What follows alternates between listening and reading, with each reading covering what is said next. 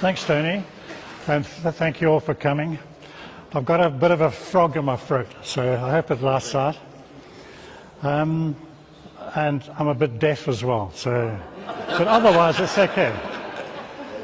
We've been in South Africa. We live in Canada, my wife Lynn and I, but of course our heart is in Africa, South Africa, Zimbabwe. I was there last week in Zimbabwe. And we love it, but I've only got one big complaint. That my T-shirt shrinks when I come here. I don't know why. And even, this is a Rhodesian Air Force T-shirt that Bill McDonald makes in Calgary, in Canada. But there's something wrong with the material, because any time I spill a Windhoek draft, it shrinks. Folks, these photographs, really, I can't take any credit for them. They come from a number of sources, and it all started a couple of years back when Colin Newton, who died a few years ago, sent me photographs from his dad, Cyril, who was taking snaps during the 237 years, 1939, 1940. And then it sparked up. Then Lewis Walter started sending me Alan Gregg's photographs. Alan is Owen's son. Alan should be here tonight, but I believe he's had an operation or something. Maybe a hernia, nothing serious. Then David Wilson, a guy in Canada, came in. He's the son-in-law of Robert Franks, who was a photographer in Bulawayo and also 237 Squadron. So all of these guys I've got to thank for it. There they are: Colin Newton, Alan Gregg, Lewis Walter, David Wilson, the great Chris Borley, who sends photographs of his dad, Reg Borley. Stuart, thank you. Stuart's on the camera there, ex-RBC cameraman. And June Elliott Thomas lives in Kenya, and she also sent stuff. I've tried to get the photographs into some kind of sequence, and I've been writing chapters about it and trying to make a story out of it. And it might work one day, but for the time being, it's just photographs and me adding.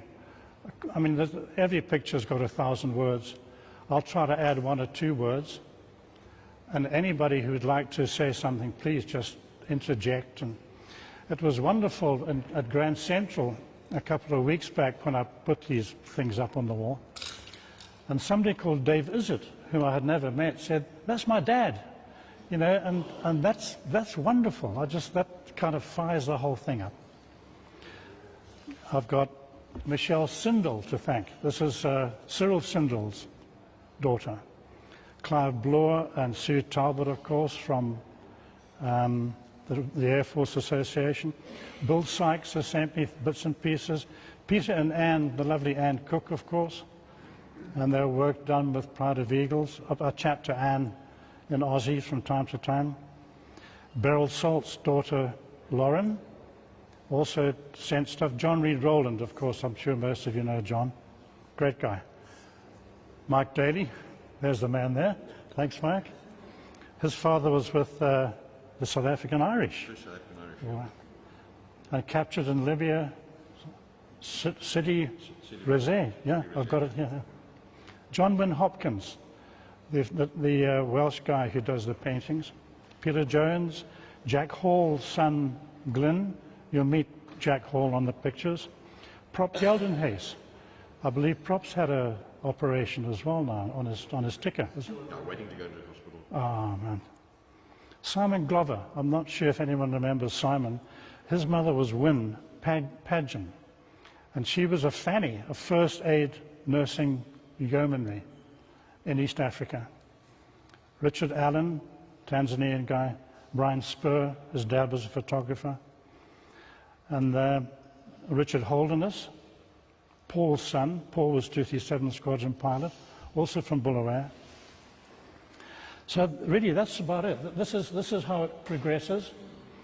maybe I'll sit down and get out the way here.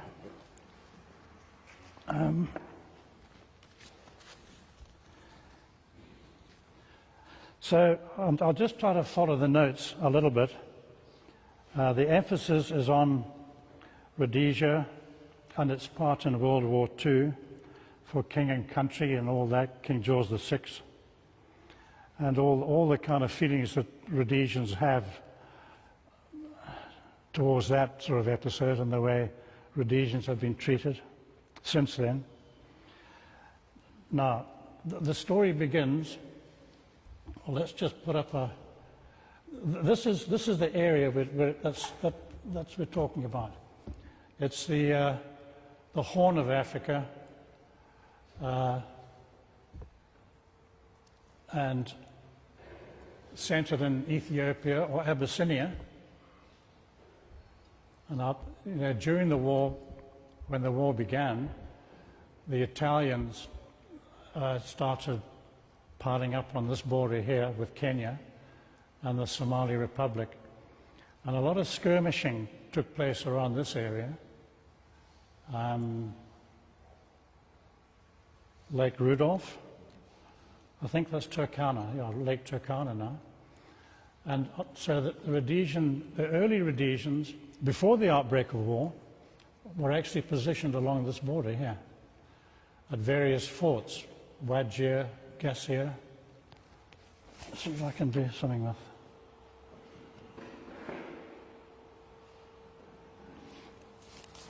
And so that's where it begins. This is where all the action takes place, initially down here. And then the Rhodesian forces move up the Nile. They go through from Nairobi, about here. They move up to Soroti. They go up to the beginning of the Nile here, and up the White Nile to Omdurman and Khartoum.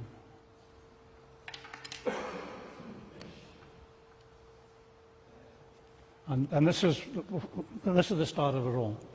Most of these guys started, particularly the men that I've mentioned, Newton and Alan Gregg. Oh, can't you hear? Okay, well, I'll have to face you. Sorry, Dave. So yes, Colin Newton, Cyril Newton, I beg your pardon, and Owen Gregg were there. And Shabani men, Bulawayo guys. So this is number 2 group, Southern Rhodesia, the Rhodesia Regiment at Bulawayo in 1939. Typical, the uniform that we all remember from cadet days, puttees and slouch hats. And I think they're carrying those short magazine Lee Enfields, the Smelly, they called it. Anybody who would like to throw in some comments, please do, and correct me. More inspection. Memorial Hall, Bulawayo. I just find all these old photographs absolutely fascinating, that, you know, this is all going on in 1940. The guys there, there's Colin, there's Newton there. That's Cyril Newton. I think he's got a Lewis gun. Is it a Bren? Is it a Bren? Well, he was a Lewis gun instructor. He was an ex-policeman as well, so he knew a thing about weaponry, and he became a sergeant. And we follow his progress in the war. He was taking photographs. The gunners, one mounted. The Rhodesia Regiment Ball, 1939. Ginger Newton, Sergeant Ginger Newton, there he is. He's a great organizer, old Ginger. There he is, Cyril Newton, fag in hand. I think Rhodesia leaf tobacco were in action in those days. I think they did, seriously. I think they were supplying the troops with fags, all of them. He might have been mounted, those look like Sergeant Cyril Newton. Now, there's Owen Gregg and family, and that's Alan, who should be here tonight. Robert Franks, there's a photographer. That microphone there doesn't work. Greg? There's a microphone against the wall. Well, if you have trouble hearing me, I can do that. Is everybody all right with my voice? Robert Franks, photographer. So these guys were taking photographs. Now the rugby team. This is all in Bulawayo, and the rugby team's a bit of a rabble, but it's sort of interregimental rugby, which in itself is quite interesting. That the rugby, so that's the governor of Southern Rhodesia, Sir Herbert Stanley, very intelligent man. He was Eton and Oxford, and we come upon him later on. Now, to try and identify that, I think that's Ernest Lucas Guest there. I'm not sure. Somebody might like to comment. This guy with his uniform, I'm not sure. I'm not sure with the gorget what the uniform is, but he's big brass. And he could be Newman, I think, who was in charge of the Rhodesia Regiment there. Interestingly, the British Isles played at Hartsfield in 1938. It was the last game before the war. Captain San Walker was the captain of the. It wasn't a Lions team. Lions hadn't been named, but it was a British Isles side. Cricket, lots of cricket going on as well. This is kind of background playing games and having fun. Now the cricket itself is interesting because the MCC were in Bulawayo in 1939 and they played at Queen's, for you guys that remember the Bulawayo memories there. And Len Hutton made 145 and our Rhodesian Percy Mansell made 62. And of course Percy became a Springbok.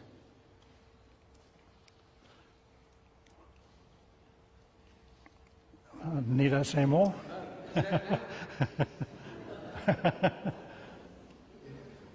Now the air unit.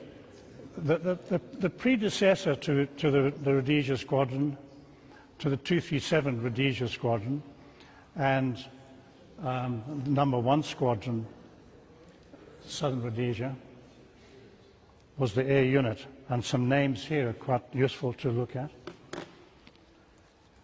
So this is 1939, maybe earlier, probably at Cranbourne, where they were training early on, and this is sort of, they were deployed before the outbreak of the war. Some names: John Holderness. John was killed in Cape Town some years back. Wonderful man. I think somebody crashed into he was in one of those motorized wheelchairs, and somebody knocked him down. That's John. There's Peyton, there's Jacqueline Christie. I think that's Ron Christie. Interesting character there too. Hutchinson, Spence, and that's Eric Smith. And this is Tives. This is Tiki Tives. Tiki got a DFC, and so did Eric Smith. Other guys: Maxwell, these were the RAF team. Clutie became DCA in Southern Rhodesia. Powell.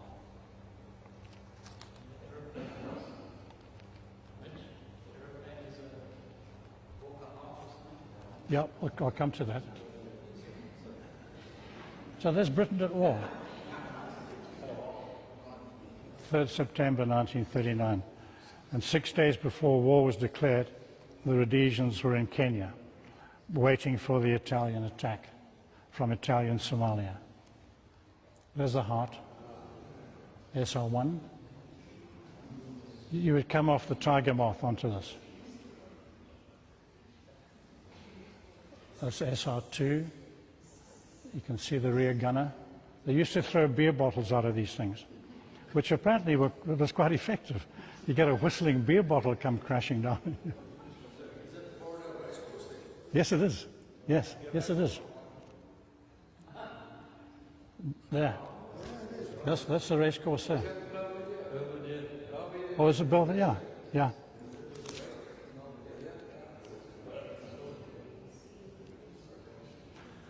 There's a Hardy, the kind of development of the heart, that long exhaust pipe is a giveaway. I'm not sure if those are long-range tanks hanging underneath it. Could well be. And the Ardax, with Mount Kenya in the background. I'm not quite sure what the story is here, but he came to grief at Garissa. That was one of those camps in northern Kenya. Now here's the Rapides and the Hardys. They're positioning now. I think this might have been taken in Nyasaland. You can see the Rapides there. And this is these were Rana from Rhodesia and Nyasaland Airways. And they were impressed into the Southern Rhodesia Air Services as military guys. And guys like Borley, Reg Borley, and Pierce and Darning would be flying those, the Rapides. And they're taking the guys up to Nairobi initially.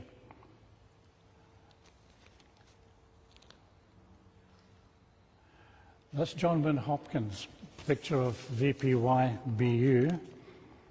And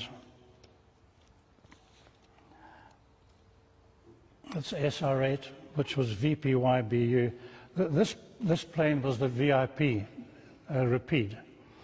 This is where people like the governor would be sitting in the back there, or all the high sort of government officials. And it became known as the Gin Palace because they had a pub on board as well. And this was brought out from the UK, 1938, by Dirk Clutie, name was mentioned earlier, and Martin Madders. There's a name that we'll all remember, Dave. Eh? And so yeah, 1938, that came out. A lovely map. I think that's yours, Mike. Where are you? That's your dad's, eh? I mean, that's a fantastic map.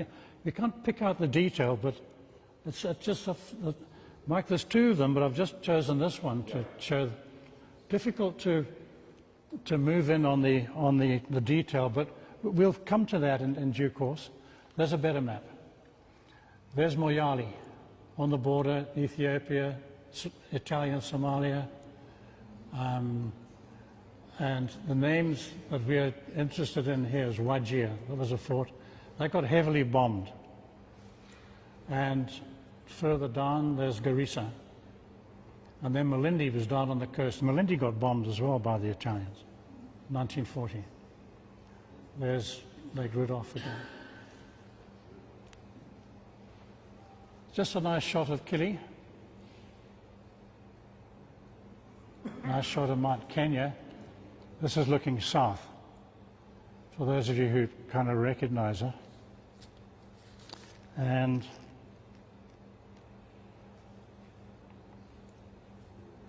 there's the heart. Now, Isiolo was a training base just north of Nairobi, right next to Mount Kenya. That comes from a Pride of Eagles, that photograph. I got the original from chasing her around through Beryl Salt. You know, Beryl Salt's gone as well now, but her daughter put me onto these photographs. There's the Hardy at Isiolo with Mount Kenya in the background. Another one from Pride of Eagles. Hugh Payton pranks the Ardax at Isiolo. Garissa, one of the forts in Kenya. I think that's probably the runway there in front of it, but really primitive.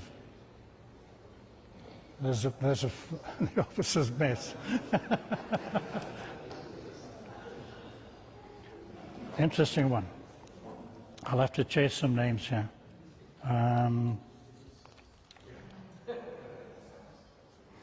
I'll come to the other names. I think that's Eric Smith Hutchinson.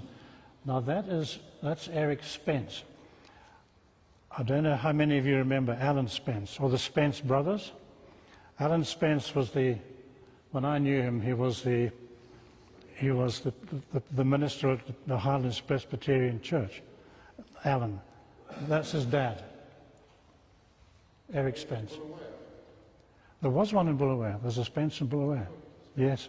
It could be Rory, I think. One of the brothers, certainly. Yeah.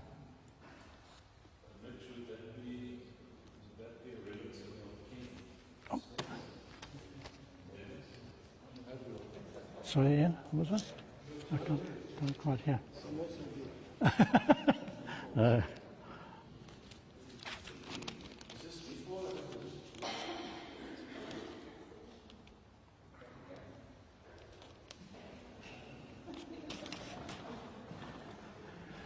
Now that's Paul Holdengard, and that is Tiki Tyres, and that is Jacqueline, who became the boss of the Rhodesian Air Force. One of the forts in Kenya, Fort Wajir, got bombed by the Italian Caproni bombers, the 133s. Nobody killed, but quite a lot of damage done. Some Hardys were destroyed. Showing the conditions there. Stuart, I think that's your dad's photograph. There's your dad. That's Mervyn Dawes in the slit trench at Wajir.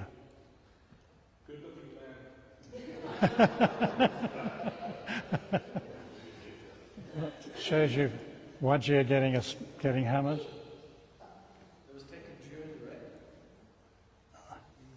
There's El Wak was another one of the forts.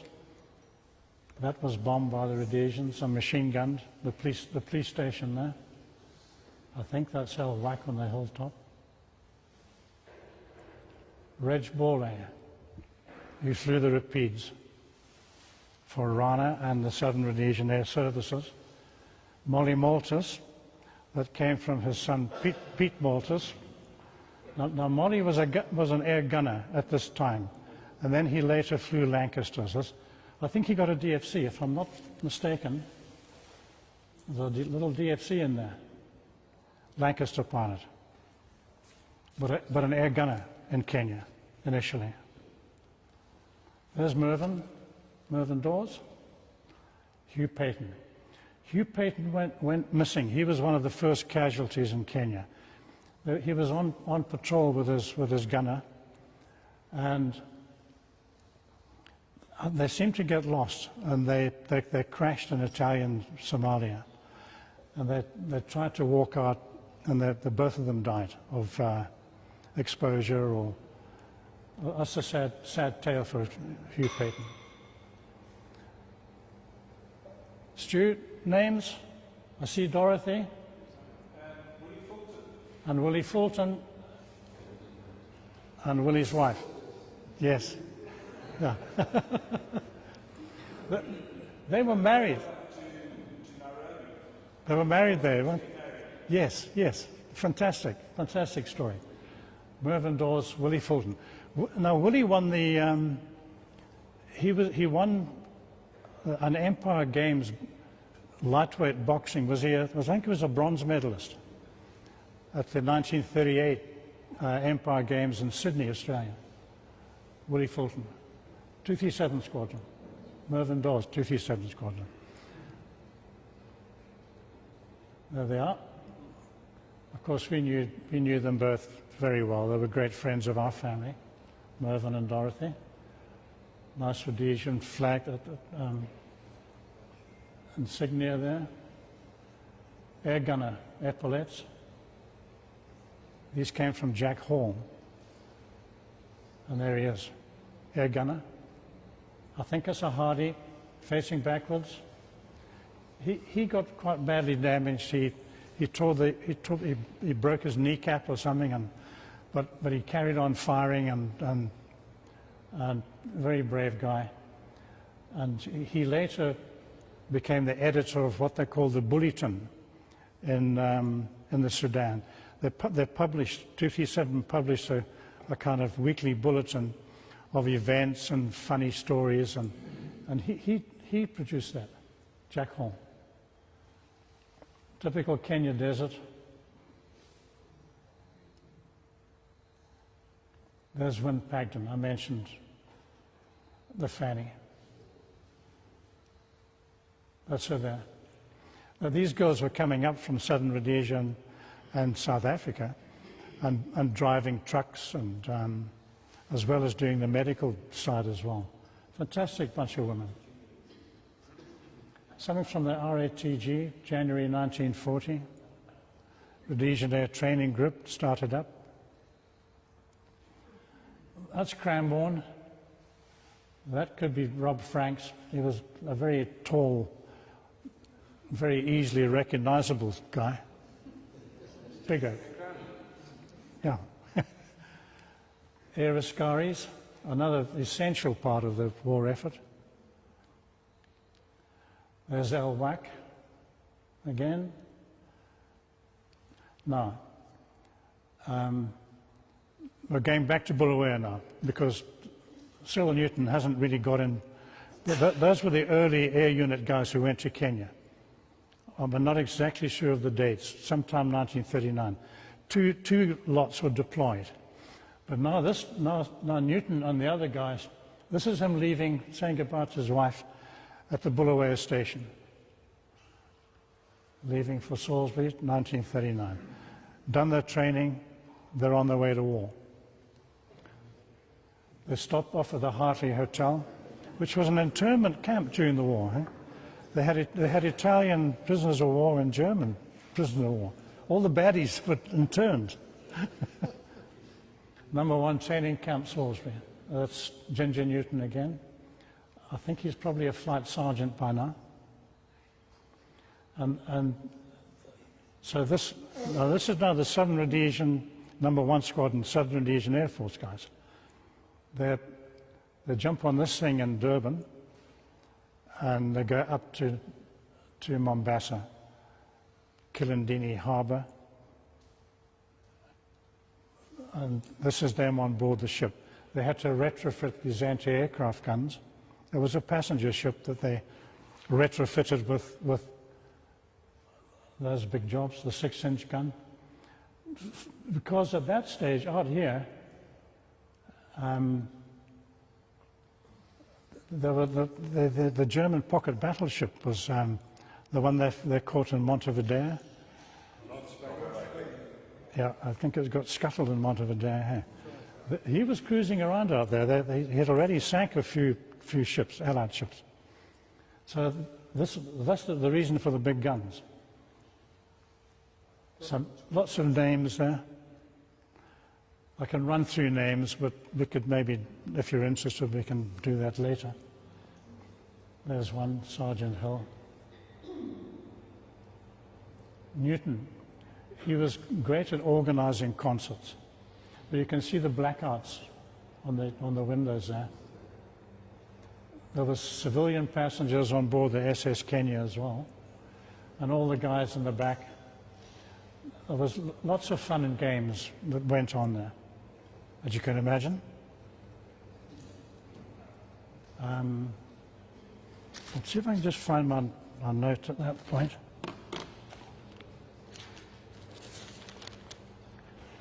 That's Panico Hercules Christopher Theodosio. This guy here. Later killed in a hurricane. But he was on his way, he was on board the ship and ended up initially in Kenya.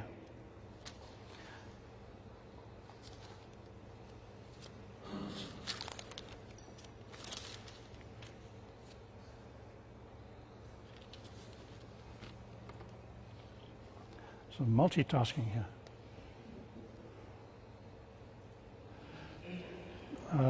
Lots of activities on board.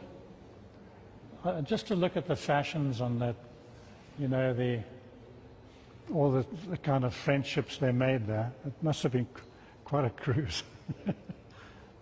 Oops. There's the menu. Sergeant Brown and Clark dining.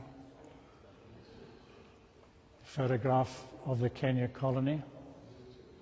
They would come up from Mombasa, up through the railway line.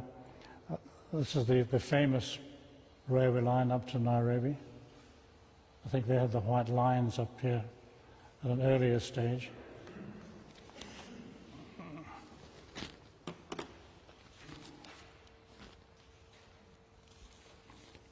At Voi is in here. Now, to go back to the First World War, the cemetery at Voi contains 137 headstones, of which 18 are Rhodesian. They're sleeping at Voi. And Taveta over here, there's 188 in the cemetery there. 20 Rhodesians are there as well. You know, all these little facts that people don't know, or they don't care about, or they're just so important, I think. So here they are. That's them arriving in Nairobi.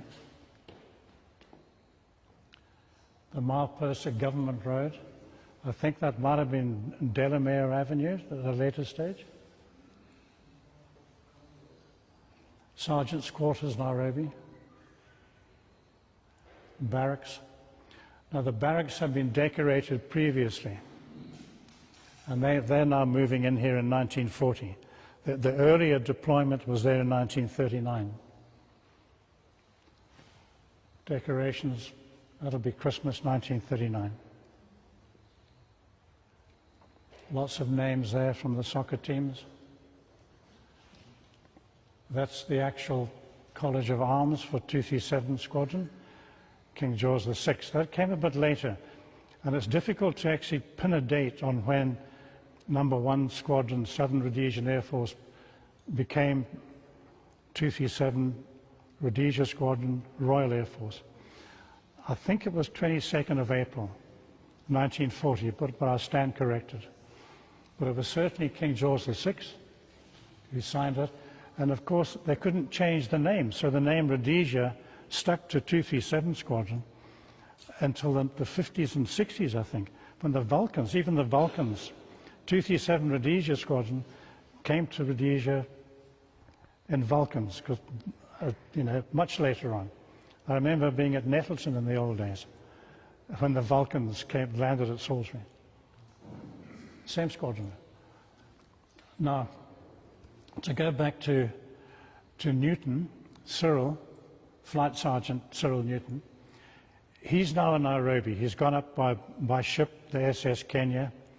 He's in Nairobi, and he gets the call to get back to Salisbury. He's got now he's going back there to lead an overland convoy. And this is really where it all begins now. And I think he probably went back in a Vickers Valentia. So that'll be a SAF, South African Air Force. He may not, he may have gone back in a Junkers, but I think it's probably a Vickers. He's now saying goodbye to Morna again before the convoy departs. And he's now going to lead about, I think it's 55 men. There's 5 3-ton Chevys and a Chevy Vanette. The Lomagundi Road, 1940. It hasn't changed much. It looks like that now. Look at that. But I mean, that's fabulous, that. Looking back, strips, waiting for the last lorry, the Chevys. And that's the Chevy Vanette that Cyril Newton had.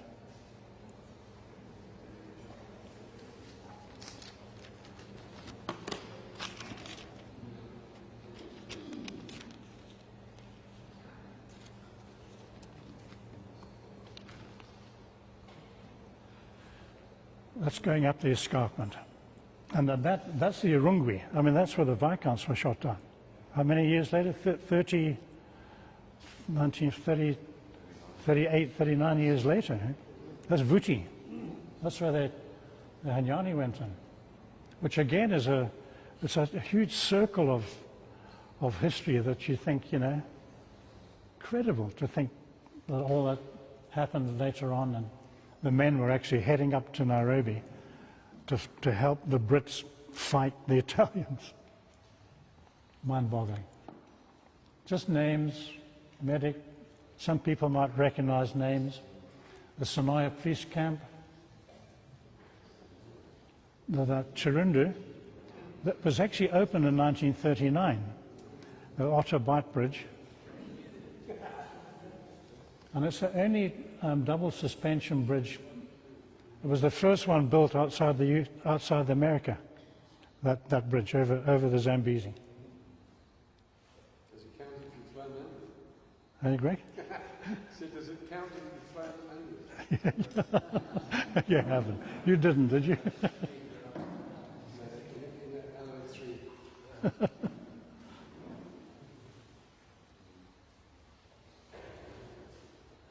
Again, this is opened by Sir Herbert Stanley, and the governor of Northern Rhodesia was John Mabon, Sir John Mabon.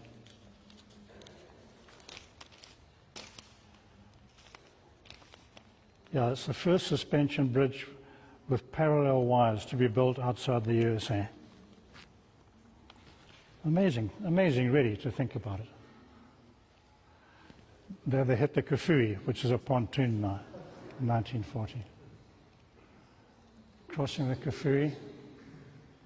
1940, still on the way to Nairobi, up the Great North Road. This little Kwepi doll, you can see it stuck on the front. That was actually, it was Kwepi, Kwepie. It was a good luck charm.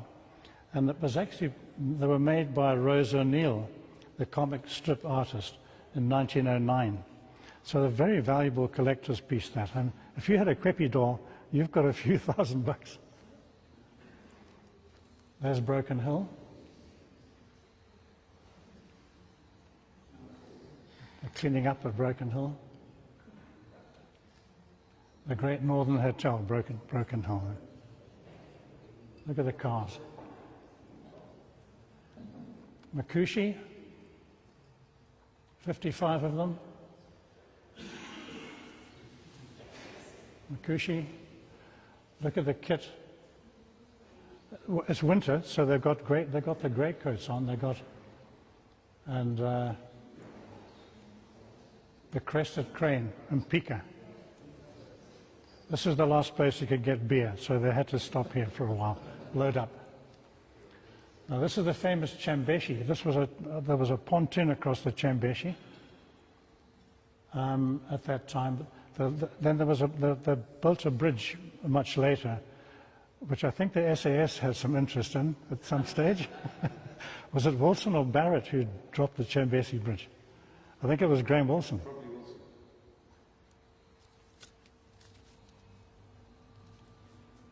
Crossing the Chambeshi River. Just mobbing on the south bank there. Near this place, this is General Leto Vorbeck, the famous First World War general.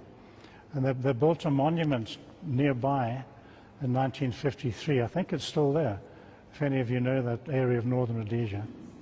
But Leto Vorbeck was an amazing German general. They never caught him, the Brits never caught him. Now they're going up to Abercorn. I don't know why they didn't go straight through to Mbeya, but they went round to Abercorn, if you can picture it, and then turned into Mbeya, and then headed up into Tanganyika territory. Whoops, bit of porn.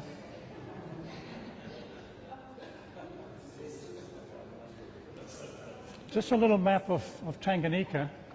You can see where they came through, maybe not very clear, but up through Iringa, they crossed Dodoma, and then up to Arusha.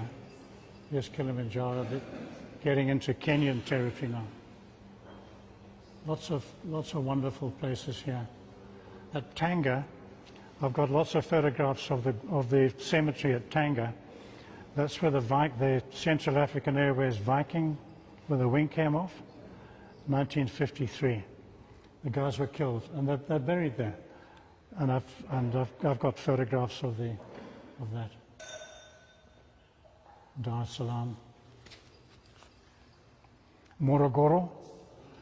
For the tobacco men here, they'll know what Morogoro was called. Moro effing Gora. Here's the road to Iringa now. You're going up through tea country, climbing up into the highlands of Tanganyika. Sao Hill, Dodoma, Iringa, Mbeya. Now this was an interesting photograph that we tried to pin it down. Leaving the Southern Highlands Hotel, Sao Hills. And this went flicking around emails and Facebook.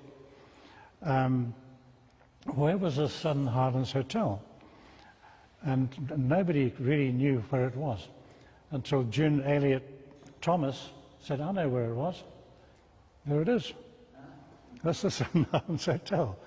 It's destroyed now, but I mean, this was a great stopping point halfway between Mbeya and Dodoma.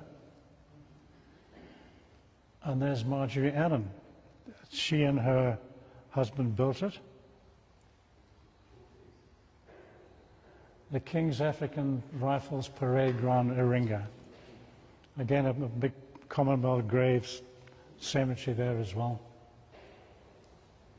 Now, they've left Iringa, they're dropping down the escarpment and down towards the Great Ruaha River, which is a tributary of the Rufiji.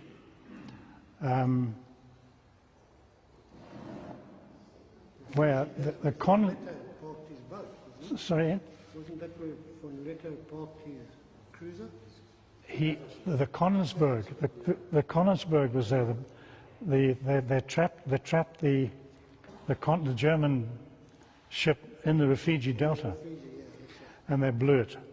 But the Germans got the guns off the ship, and I think the guns can still be seen in Tanzania. I haven't actually seen them, but we'll come to a photograph in a minute.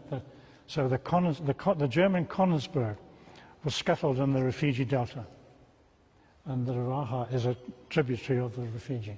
And there's the bridge, the Great Ruaha. Just somebody cleaning up. All the Germans in Tanganyika at this time occupied quite a lot of territory and farms and stuff. But of course they were getting rounded up and sent off to internment camps. They were now the bad guys. Condor Irangi on the way up to Arusha. There they are, all nicely lined up. Old Ginger Newton doing his disciplinary thing, and lovely big baobab tree. There was a famous First World War battle at Condor Irangi, and there's one of the guns from the Konigsberg.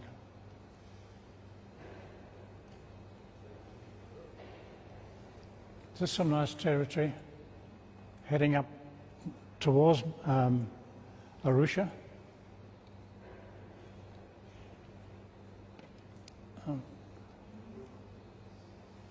Lovely trees. Maasai warrior. Game viewing. Now they enter the new Arusha. There it is. New Arusha, 1940. The Arusha Bar is there. You can just see there's a rhino there. A little statue job. Now the proprietors of the Arusha, here's the dining room, were proprietors Ray and Marge Elliott. I mentioned their daughter, June Elliott, who gave me the photograph. they welcomed the troops in and fed them and gave them places to sleep. Looking at Mount Meru in the background, the mist cleared next morning and out popped Meru, Nairobi 1940. This is a mix of Newton's photographs and Gregg photographs. Now he's back in Nairobi. He's gone overland. They've arrived. He's in Nairobi, and this time still weighs quite heavily, but there's lots of skirmishing going on, and they're still losing airplanes. The Italians are still hammering them, and really, there's Haile Selassie. He was exiled to England. The South Africans arrive. That's the South African, I just pinched that off the internet, on the way to Moyale in northern Kenya. Bedford, the South Africans seem to favour Bedford trucks. There they are at Moyale. And so the South Africans really reinforced the whole initial Rhodesian support there and pushed them back off the border and started squeezing them up through Ethiopia, through Addis Ababa. But now the Rhodesians in Nairobi, they've done their bit, and they're now heading up to Khartoum.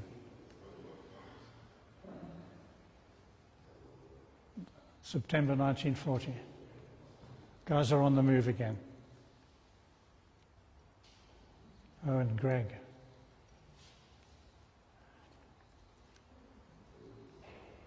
There's a whole lot of names here that you'll recognize. The nominal roll.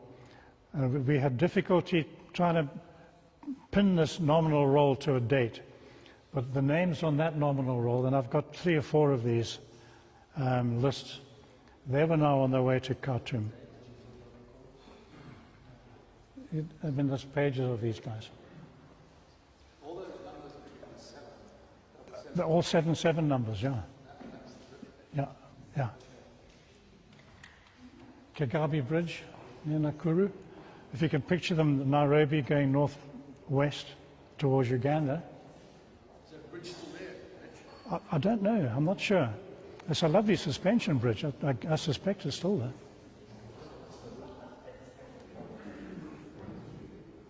Soroti's in Uganda. They stopped there.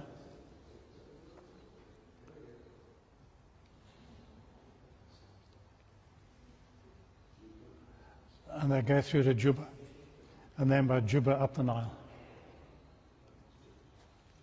This monument here contains quite a lot of information too.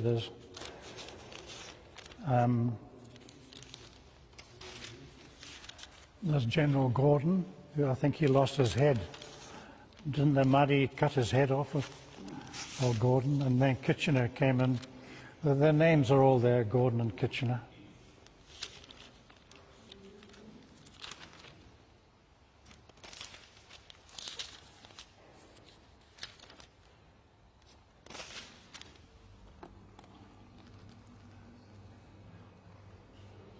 Now River steamer.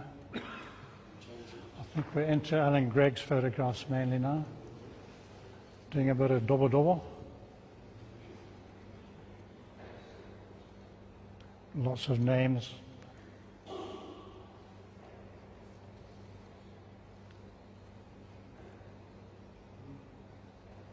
Stu, one of your dads? The Gordon Museum, Omdurman.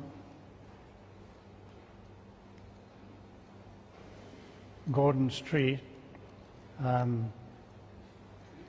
on the Nile, I think it was on the railway line.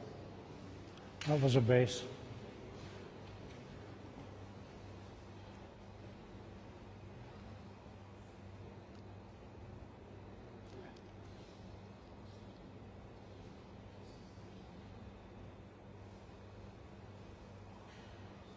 Khartoum.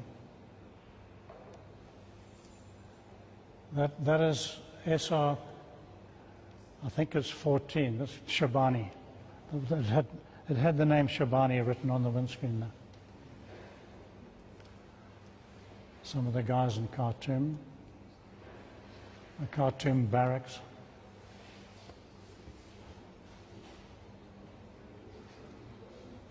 An Italian Fiat, I think, that they got hold of. Plenty of that stuff.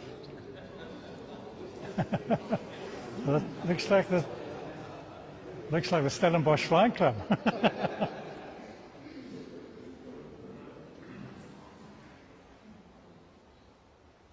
Some may remember Jim Harold from Marandellas, farmer. The Camel Corps was there. There were Rhodesians in the Camel Corps. Lovely shot of the White Nile from a Lysander. And there it is, the wonderful Lysander. It was mainly an Army cooperation squadron. The guys were primarily taking photographs, but they could also do a bit of damage. You know, this thing carried bombs. They could drop 100-pound bombs from that. You'll see it as we flick through them. A fantastic aeroplane. Automatic slots, I think, on the wing. Variable incident tailplane. Very modern aeroplane. It could fly at 50 miles an hour. Short takeoff and land, straight up.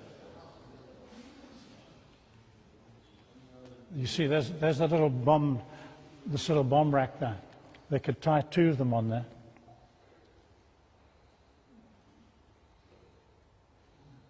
Just fixing these things in the bush. Incredible.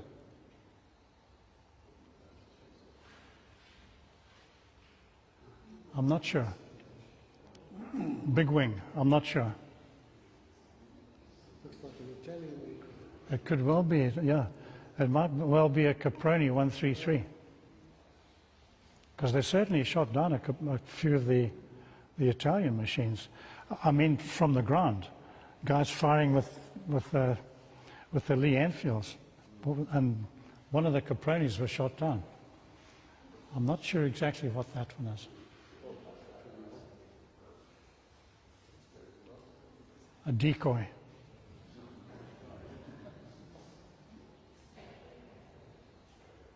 There's the Caproni. That's a 133.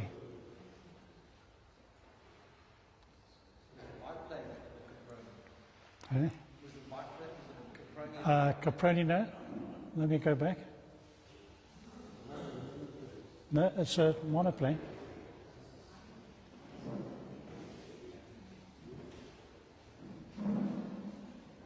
And I think this is the engine of the CR-42.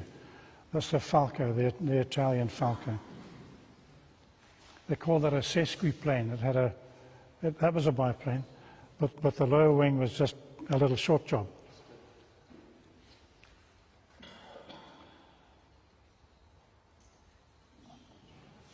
Now we've had trouble identifying that gun. If it came off an Italian Falco,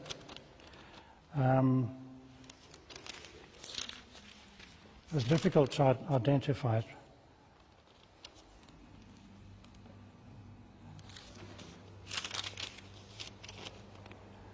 No, it'll come to me just now.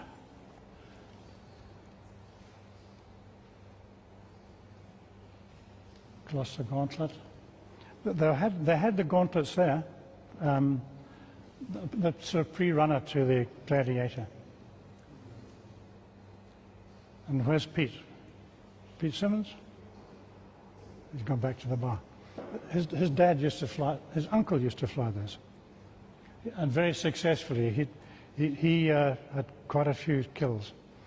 And then he himself was killed in a flying accident later on, in a Gladiator. Short-nosed Blenheim, South African, I think. I think that's Kasala. That's a relative. Jack Hall, I mentioned his name. And those are his bulletins.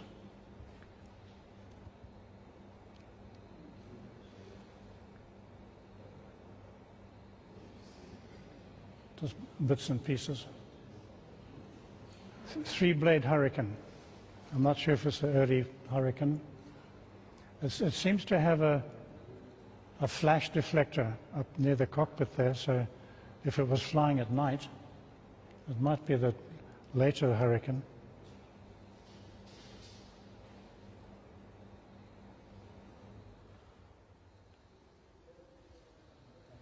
A Gordon's tree.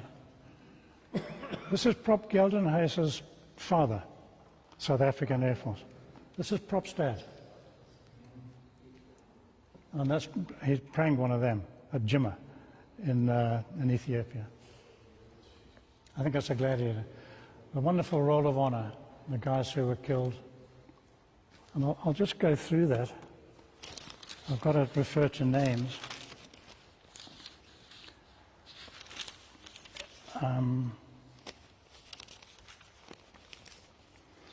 There was Flying Officer Taylor and Garth Stowe. They were killed over Keren in a Hawker Hardy in February 1941. And then there's Alan Burl. Alan Burl, this is the Burl family from Marandellas that you might know. Alan was killed in a Hardy with Paul Holdengard as the pilot.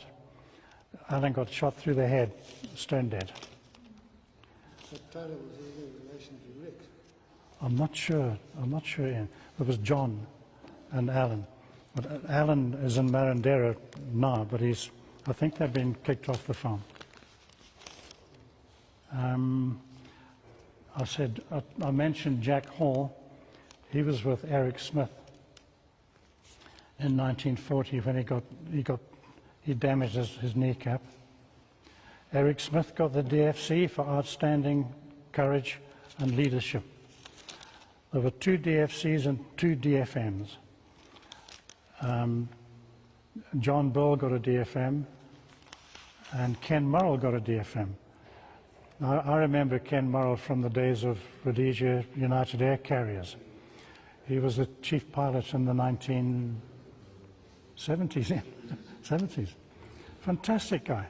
A DFM, but he never told anybody. Flying Officer Miles Johnson and Sergeant John Bull, who got the DFM. There was a Lysander incident in central Abyssinia. He attacked and shot down a Caproni 133. And an escort of Fiat CR-42s appeared, and the controls were shot away. Bull was wounded and crash-landed, but he rescued Johnson from the burning wreck, and carried him for 2 days to safety. Johnson got the DFC, Bull got the DFM. Johnson died in an air accident in Italy a bit later on. Ken Murrell awarded the DFM, assisting pilot Ron Christie to land a burning Hardy in spite of shrapnel, which he extracted with a screwdriver and then beat out the flames with his bare hands. That's Ken Murrell. Amazing guy.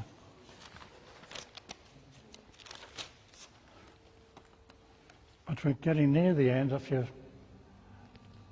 one of the graveyards. I think that's Horriban. There's Horriban. Taylor, I think. I'll have to move in close. That's Paul Holdengard's Hardy. That's the plane that Alan Burl was killed in, as the gunner in the back there.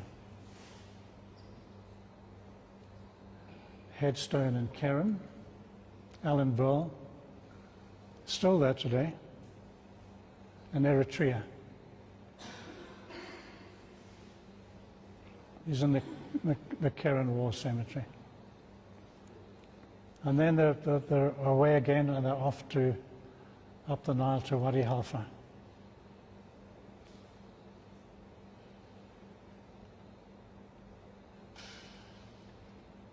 This is the Duke of Aosta. He's the the main Italian, he's in charge of all the forces in Italian East Africa in the Horn.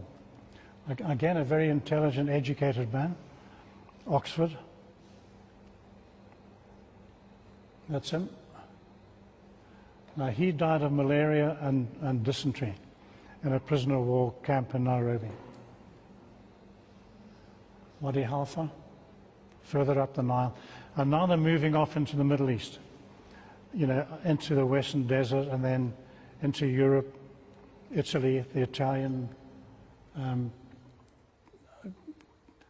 fighting on the European mainland. But I stop it there. I haven't gone any further. I've just done the East African bit. That's Jack Hall with Anthony Eden, who was Secretary of War. That's Robert Franks, the photographer. He died a little while ago in Canada. Cyril Newton ends his war, all his various movements and citations.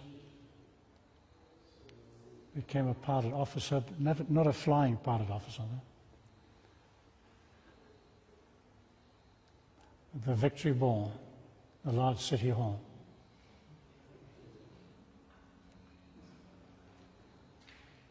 That's Greg, Owen Greg,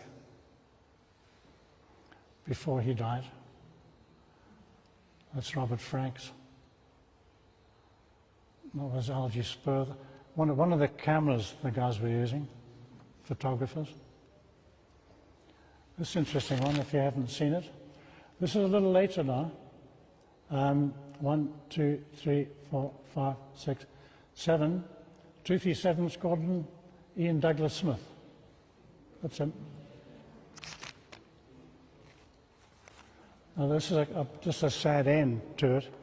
This is Viscount VPYNE that crashed at Benghazi. You might remember that tragedy. And it was flown by Cyril Sindel.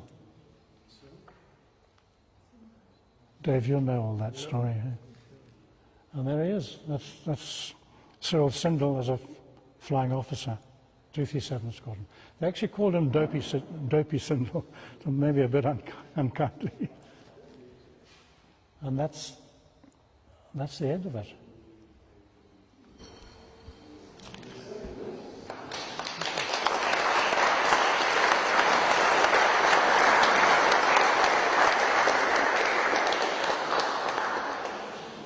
Well, thanks very much. Can I go to the bar now?